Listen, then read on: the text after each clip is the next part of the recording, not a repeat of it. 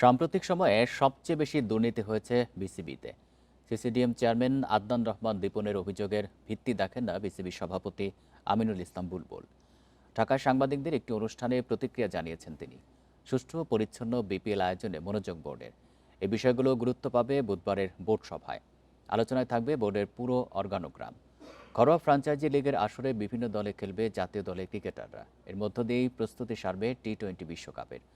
দেশে নির্বাচন পূর্ববর্তী নিরাপত্তাজনিত আশঙ্কার বিষয়েও আশ্বস্ত করেছেন বোর্ড সভাপতি।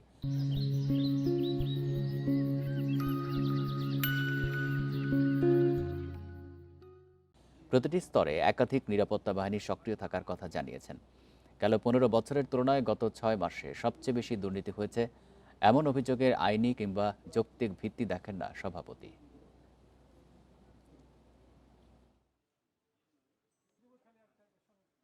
This was his own call এবং এ ধরনের কোনো অডিট বা এ ধরনের কোনো কাজ আমরা করছি না। বাট আমরা যেটা করছি সেটা হচ্ছে যে ওভারঅল বাংলাদেশ ক্রিকেটের গত 15 বছরের যে ওভারঅল যেটা যে জায়গাগুলোতে মনে হয়েছে যে আমাদের কাজ করা উচিত, কেননা আপনারা জানেন আমরা বেসিক্যালি একটা ট্রানজিশনের মধ্যে আছি। একটা সিস্টেমে চলছিল গত 15 বছর যেখানে একেবারে 90 রানও দেওয়া হয়েছিল। এখানে বেশ কিছু পিচের মাটি কেনার পরেও মাটির কোনো হদিস নেই। তো সব অডিট এখন চলছে।